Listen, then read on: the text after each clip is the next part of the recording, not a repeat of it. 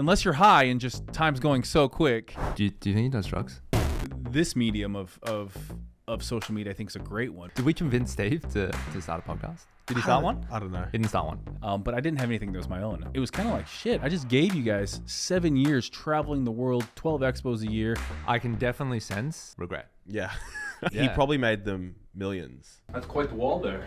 All right, welcome back, Project. Lachlan Raff here. Today we're going to be reacting to industry legend Steve Cook on the show. So you guys are Froning and not Fraser fans. Can you be both? Oh, that is a... Can you be both? It came out super random, right? As people know, his now wife is Aussie. Yeah. Wasn't he getting married 2 days after this?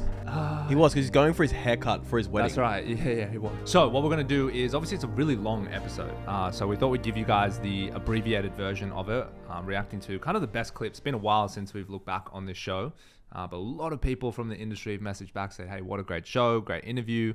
He's not really done stuff like this before. Like, I think he's only done one other podcast. Yeah. So we're going to go over the best bits. Let's get into it. You know, I'd much rather be here for a long time than a short time and try to just make as much money as possible. Yeah. And that's, I guess that's the philosophy behind the companies you also built yourself, which is like obviously a big transition. People don't realize like launching your own supplements is very different to just being the so much ambassador. harder. Yeah. It's not even the same. We're not talking about the same game here, right? Yeah, it's totally different. So much different. And that's probably the other thing too, is like you can do too much too fast. Like all of a sudden it's like, okay, you get your fitness brand, your app. And I do think I kind of look at people that just have like one thing and they live and die by that, and that is why they wake up in the morning, is to do that one thing. And I can really appreciate that, because I do think all of a sudden your brand gets watered down when you're like, hey, check this out. Hey, check this out. Man, I think there's a lot to be said about just doing one thing really well. And I think that if you can do one thing exceptionally well, then later down the track, it gives you opportunities to do more things, right? Like Elon Musk. Yep. He built Tesla and he built PayPal and he built these companies one at a time. And then when they became so successful, he used the funds to fund other things. And also I think, you know, what he's talking about is if you have an audience, like maybe you don't want to start a company, but you can do a lot better if you can align yourself with like one thing and really kill it with that thing, drive a lot of traffic to it. Whereas you do like a different post for a different protein brand every weekend, then yeah, you just become like a commodity influencer. And I've heard so many of the OG fitness influencers talk about the big difference is now you have to make content to support that, like contractually obligated and paid to make this content long term. I think the phase that Steve is in now, like kind of post that 5, 6, 7 years, that's when you really want your own thing. It just hits different. I was out there traveling the world for Optimum Nutrition. Great partnership. Love those guys. But I didn't have anything that was my own. I had my YouTube channel, but I should have done an apparel company, or, you know, like you I can definitely sense regret. Yeah. I can definitely sense It's regret. like a tiny bit of resentment. Yeah. I think just because, you know, you realize, because that was in the heyday of supplements and direct to consumer. And the heyday of Steve Cook. Yeah. brand. Like he probably made them millions.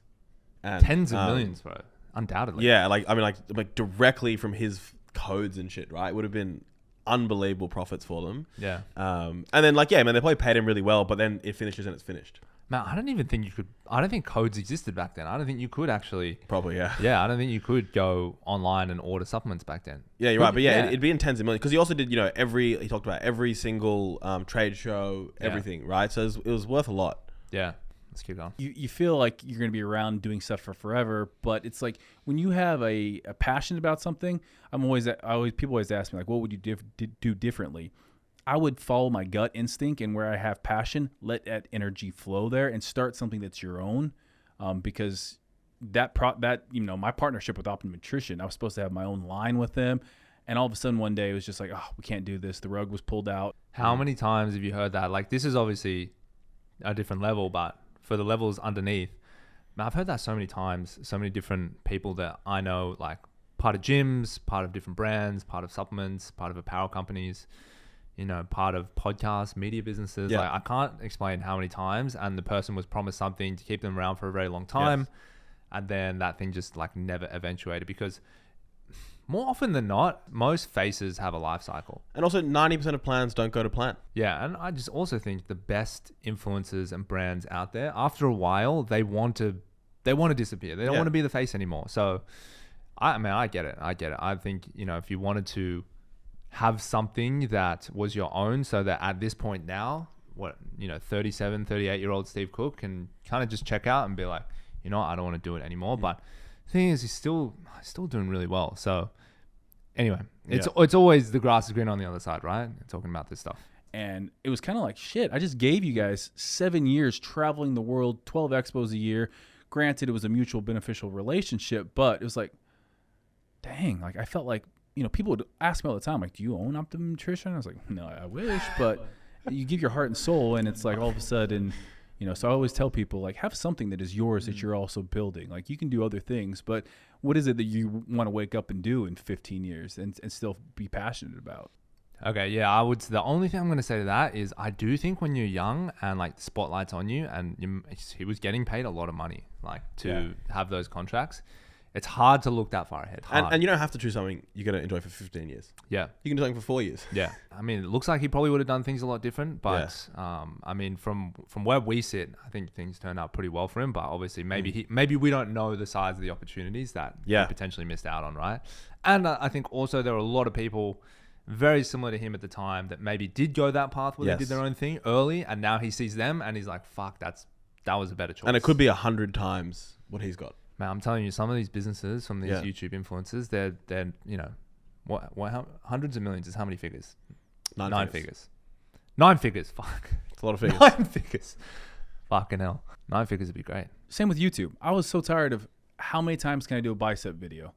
And the collabs were always fun because you're bringing new energy on. Yeah. But it's like, you know, when, not to say that I don't love training and will still, you know, make that kind of content, but it's not like training videos every single day. I want to do more things and explore new things. That hits everybody. Yeah, 100%. You cannot make bicep videos forever. Well, okay, so like, tell me this, right? We had a conversation with Mind Pump. If you guys don't know Mind Pump podcast, we went to the US, we did a podcast with them, and then the one piece of advice they said to us was, if you want to be successful in podcasting, in fitness, you can never get tired of saying the same thing over and over again. Do you remember that advice they gave us? Because people need to rehear it.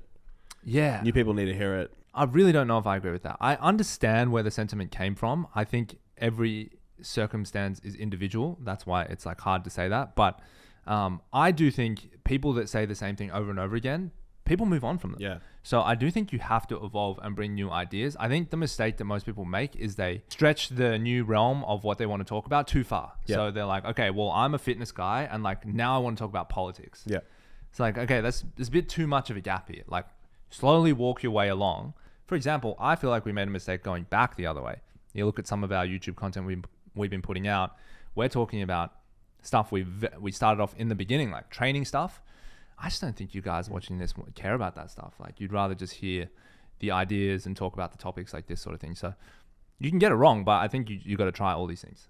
Yeah. Things. And it might be, you know, again, like I think this medium of social media, I think is a great one, because if you can have people that are invested into what you're saying and just sitting down and talking to, this is the easiest thing for someone to do. You're not trying to kill yourself in the gym. Yeah, it's true. The most sustainable. Just sitting on a couch, you mean? Yeah. Like, and that's the beauty of Joe Rogan is like, and half the time you're not even listening to it for him. Like, you love that he's bringing people on and how he's able to navigate the conversation, but he's just there letting someone else talk and being like, wow, that's great. Is he started a podcast yet? Joe Rogan? Yeah, he's got one. No. Did we convince Steve to start a podcast? Did he start one? I don't know. He didn't start one. I think you should start a podcast. I do think, if you've gotten really popular for one thing and then you have a podcast, you have a long format, maybe your audience not all your audience is going to want to watch it, but I think your best audience will want to. Yeah, but I also kind of like the viewer and the audience person that wants to spend a bit more time with me so I can flesh out the ideas and explore the different factors, different pieces of the conversation that you wouldn't be able to if you had to make a 9-minute video. That's where I'm at. For me, it was, do you guys remember Fantasy Factory with Rob Dyrdek? Yeah, of course. Yeah. Robin Black. Robin Black on MTV. Wait, do you know Fantasy Factory, Connor? Oh, fuck, bro. That was the show. It was. So good. It was the guy, like Rob Dyrdek. He had somehow connection with DC Shoes, had started his, I don't know if he was a part owner, but it was a skater that was a really good businessman. He's from Ohio, weirdly enough. Like the Paul brothers are from Ohio too, but just built this life that he wanted in LA, and he was wealthy, and like, but MTV, it was basically vlogs, like really cool vlogs of what they were doing in their day. That's right. And like that reminds me of what the Pauls, or, you know, what some of these other YouTube guys that are growing are doing now. And it's just like their life having fun. Yes, you need to create the content and still do things, but is that what you're thinking? I would love that. Yeah. I would love to set up home base, have a family, have a home gym, have like a gymnastics pit for Morgan, and have fun. And again, we still need to do certain types of content, but whether it's series based content of like, hey, I'm gonna do this, and then I'm gonna, I love the collaboration side of things, again, because people love just seeing two worlds collide. They're like, oh my gosh, I followed that person, and now they're together. I think we're in an interesting world with YouTube at the moment. The reason I say that is because obviously researching it heavily and understanding it and being in the industry, we see a lot and we talk a lot about people that are trying to innovate content.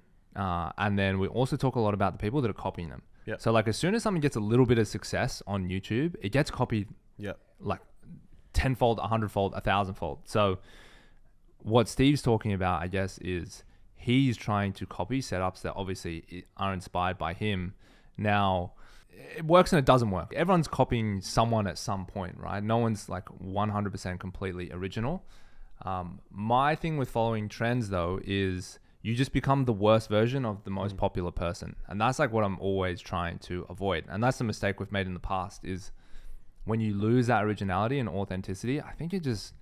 people are like, well, yeah, I've seen this, but it's just like not a good version of this. And like, if you copy Mr. Beast, he gets 100 million views.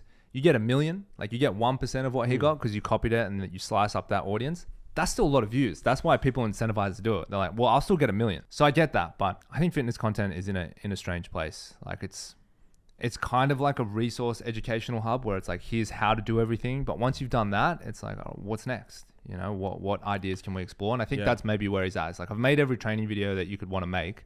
I've done the vlogging. There's got to be something next. If there's something next. And it makes it hard for a personal trainer to actually have original content. If you're Very starting hard. out, you're like, oh, I'll make some original fitness videos. It's like, good luck. I think just being original in general and being exciting for people to watch you is hard in general. So that's like why everyone needs to... I think the only way to navigate this is to be authentic. You don't even have to be a character. You can be a boring... You can just... Don't worry about what your personality is. People will resonate with you and find you. That's what I think. Following on social media or were well known in the space, but no one really was super engaged with them because, again, it was... I saw a picture of them. I saw them on a magazine cover. I knew who they were, but I didn't know who they were, if that makes sense. Gymshark went out there and started signing YouTubers, and all of a sudden, their brand blew up because people were invested. And you're right. Like if a 12 to 15 minute YouTube video trumps in comparison to a 3 to 4 hour podcast. Now, when I do eventually do podcasts, I don't think I'll probably be doing 3 to 4 hours. So he will do a podcast. It sounds like it. I mean, I hope Steve brings out a podcast. I'll definitely listen to it. Yeah. Think about the best podcasters on the internet. Generally, they've done some kind of content or they've lived a certain amount of years before they're going to go on and speak about their ideas. Because I think the process of formulating language as a skill, as an art, as a science, it takes time to develop. You just don't really have that in your arsenal when you're 21. I mean, I listen to our episodes when we were 21. We use more swear words than actual words. Yeah. Like, it's just how it plays out. So I think in order to be interesting in long format, you do need to be interesting. You need to have lived an interesting life, which is why I don't think there's any successful podcasts out there of people that are like super young or just like haven't done anything before that. I can't imagine. Unless you're high and just time's going so quick, it's just kind of like... That's cool. You can do that too. No, yeah, I agree. Do you think he does drugs? Are we allowed to speculate? Well, he talked about steroids on the show. Yeah, no, I'm talking about like...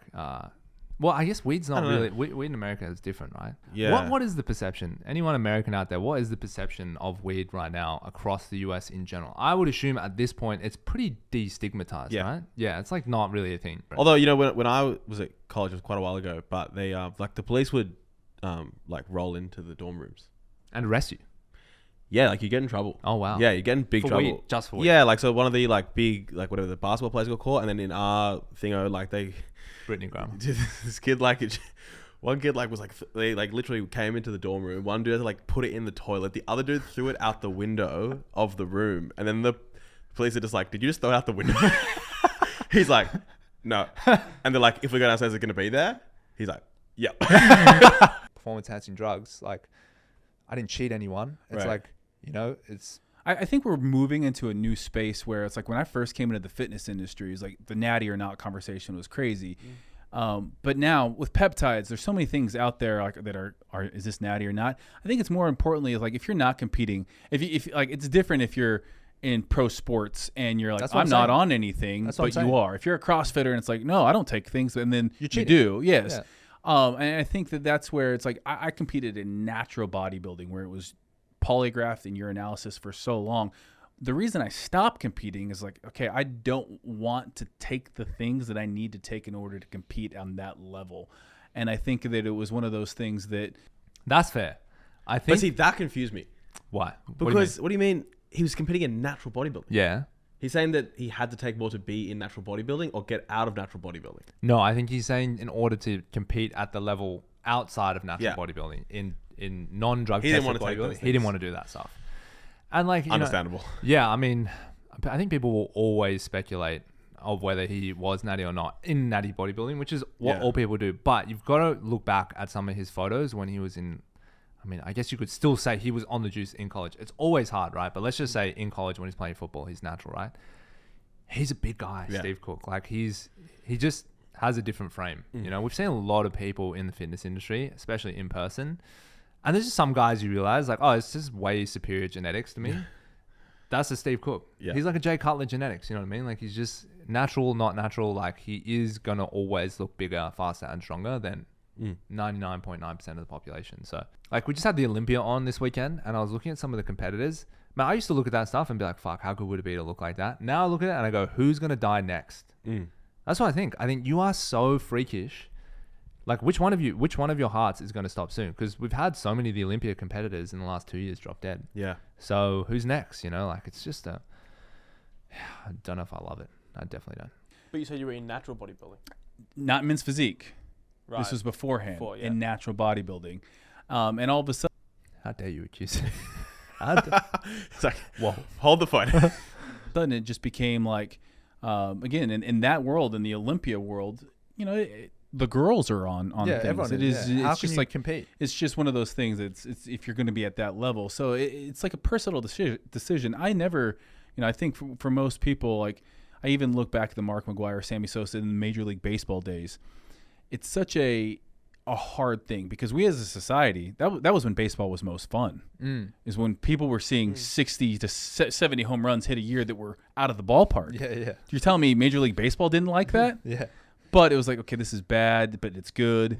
You know, same bad. Keep going. Right. Same thing. And like, why do you think this is like an interesting debate? Like, why do you think that still people that take steroids is frowned upon in sports, even if everyone kind of knows that everyone's doing it? There's just like a moral dilemma, right, that we have as human beings between like the natural realm and the enhanced realm.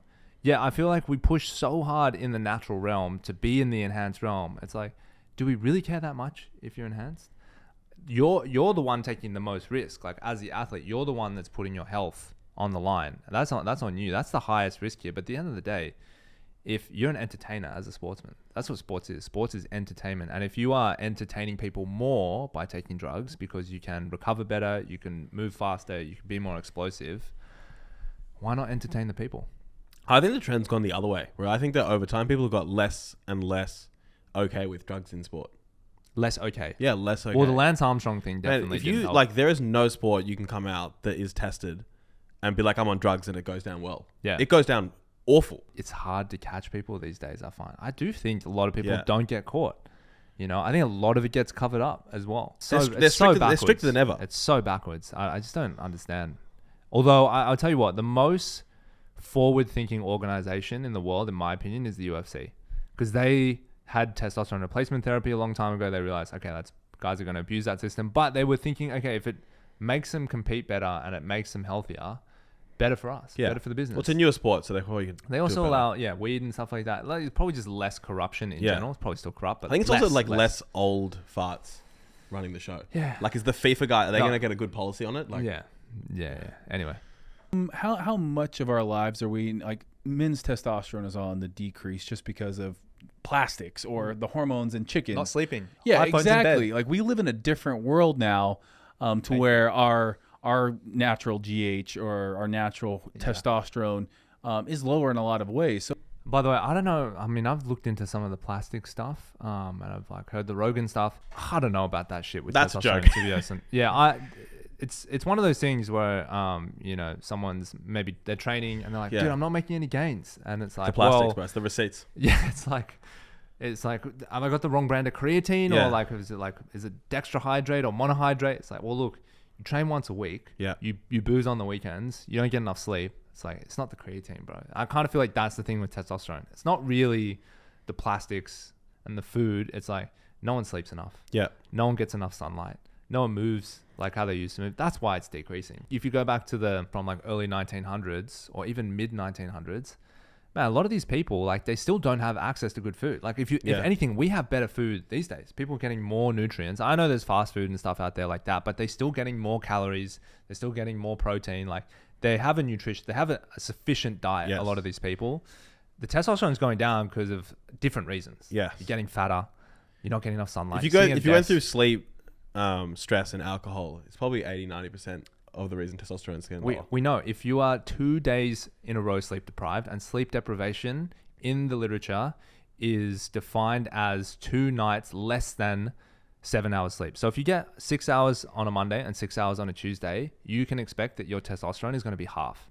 That could just explain all of it. It might have nothing to do with that. Maybe just people just slept better because there weren't as many lights. There was like, Yeah. I mean, obviously there's lights, but there just weren't as many. Maybe there wasn't as much of a nightlife culture. So most families just went to bed, you know, with the rise and fall of the sun. That's probably going to be like the biggest thing. But that's not really the point he was making. So if it is like biohacking, there's a difference. What you're talking about is more biohacking to me. I think the guy that is the recreational guy who's abusing steroids, getting it on the black market, hey, like, if you can look at yourself at the end of the day and stand at that person in the mirror and be like, okay, I feel good about this, kudos to you. And that's a personal choice. Like, we can't judge other people on that, but I think that's where it comes down to, is like, if you're the health markers are a great indicator of that. If you care about health and you're doing blood work and everything like that, I definitely think what you're talking about, the biohacking, is where we're going with that. Is just crazy right now. The hormone replacement therapy industry in America, I do think, is overselling the need for hormone replacement therapy in men. That's for sure. I've spent a bit of time looking into it because obviously it's part of the services and products that we're rolling out at the gym. I just don't think it's that necessary. I think, again, it's personal choice. So if you feel like you want to take those risks and enhance yourself and be optimized and feel better, definitely. Yeah. But we're oversold it a little bit, I think, because there's money to be made off it now. So obviously people are going to really kind of push to kind of sell more. And it's of it. also, I thought about it, like, it's such a good business because it's hard to come off. Yeah. And it's got a great margin. It's hard to come off and you feel the difference. Very hard. That's to come good. up. Yes. It's That's a good perfect. business. Yeah, it is a great business. In terms of athletic ability, not Like basketball. way ability. better than Jordan. But what LeBron is on paper, like, he was built in a lab. Like, he's like so crazy. But to have that kind of long, like, he's also getting the best sports science. Now, when we say not natural, there's so many things that aren't, like, blood doping, and I'm not saying that's what LeBron did, but when we start talking about all of these recovery therapies that people try, sleeping in a hyperbaric chamber, that's not natural, but people do it. So it's like, there's so many things out there that are labeled like not, is it natural, or like, there's so many techniques and things out. For me, like, because I think when people say natural, I think it's basically the difference between piercing the skin and not piercing the skin, in my opinion. Yeah, these days. But Yeah. I think that's still getting blurred.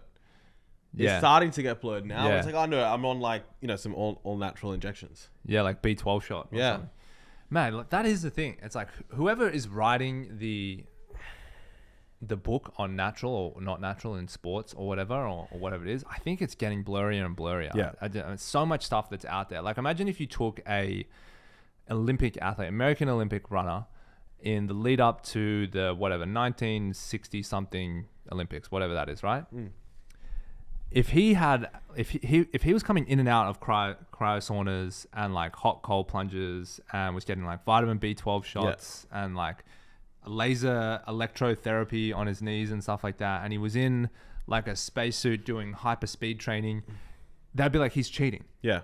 he's cheating. But it's just because that as that technology becomes more and more mainstream, then it's like, well, you know, we can all do this. So it's like, it's fine. It's part of it. So maybe natural is defined as the degree of benefits. Yeah, natural is on a spectrum. Natural to not natural is on a spectrum. Well, yeah, it's like also, I'm just trying to say like, where does someone decide that thing? Because, you know, creatine reliably gives us a 3 to 6% increase in strength and power. Okay, that's quite a lot, you know, like, but why, what if testosterone gives us 10%? Like, why is 10% different to 6%? Like, who made the difference there? So out there that I think people are getting into. It's like, I remember talking about with Ronnie Coleman, a trainer in LA that knew, I won't say his name, but knew Ronnie Coleman, and said back in the day, like, you know, they were messing around with myostatin inhibitors. Myostatin is... Oh, that's the thing they took the cow? Was it the cow that didn't take it or something? Yes. And it turned like... So myostatin is basically what inhibits us from having just crazy muscles. Some people don't. Right. You know, there's you know, there were theories out there thrown around that, like, you know, Ronnie Coleman was messing around with his myostatin levels. Now, whether that's true or not, who knows? I don't think that's true. No. I mean, it's a nice rumor, but I feel like There's so many there's a issues. famous bodybuilder who like naturally didn't have them. Like I think it was Flex Wheeler. Flex Wheeler won the Olympia, right? Yeah, A lot. So yeah. like it naturally had lower levels. So like didn't have the handbrake Right. on building muscle. Oh, okay. I mean, that definitely exists, right? Genetic Yeah. potential to gain muscle, like how much your body inhibits or enhances muscle protein synthesis. Like that is genetic, that component to it. Like that's why some people, they get in the gym, they start training, bang, heaps of muscle comes on. Some people, no muscle. It's just like there's a genetic component to it. So that's why you gotta, I mean, that's just the luck of the draw. That's how it works. is like the new fit. I think it's actually... That's a great It's fit. actually going better. But you're saying you're going back to like the old material, the ones where you like actually feel the sweat and your shirt is drenched. When it comes to fashion sense stuff, I do like that. I think it just kind of, there's a edginess about it. You can get too, like, I think for a long time we went so, I don't know, what's the, you know, the tech fabric that it was like, you know, everything, the undershorts were slippery, the pants were slippery, the top was slippery, and it was like, it became a little bit too, I don't know, not futuristic looking, but it became too fake looking. Everything was a blend of something, and it's like there's still... I sympathize with that. I definitely think for a while it was about what is the coolest sweat wicking, dry fit, heat, cold shock technology in your clothes, and you kind of felt like it's just nice to put on just a basic cotton shirt at the end of the day and not wearing all these crazy fabrics. They have their place, but I think when you always exist in those fabrics, then like they lose their that thing where you put it on, it's like, oh, I'm about to like set a PB marathon. You know what I mean? And sometimes you like to think, oh, my shirt's drenched. Yeah. Wring it out after training. Well, I mean, that happens to you regardless. I don't love doing that, but yeah, it gets that way. Yeah. And for me, it was I never, like, I remember partying maybe the first two expos, because everywhere I went, whether it was China or India or Australia, it was always different Optimum Nutrition teams. Like you have different teams that run each country. Okay. And it's their biggest event of the year. So we come to Australia and we do this expo. Yeah. And now it's like all of these Australian athletes are there. And it's like afterwards, everyone would party. And I was an athlete that I was traveling around to kind of all of them. How And often were they? Once a month or something? Yeah, sometimes it was once a month, but it was about 12 a year. So about one every month. That's a lot of parties. Spain.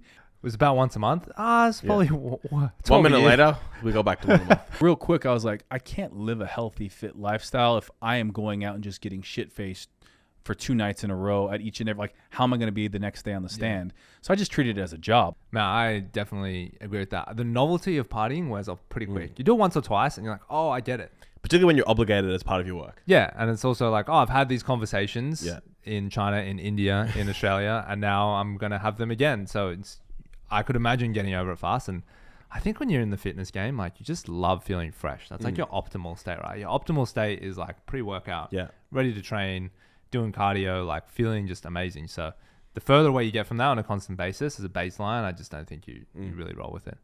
All right, guys, that is some of the best clips from the Steve Cook interview. Hopefully you enjoyed that. Make sure if you haven't yet and you're interested, go watch the whole episode. It's like really good chat. If you enjoyed this, hit the subscribe button and make sure you tell someone, hit the like button, and then drop us a comment as well. So plenty more of these to come.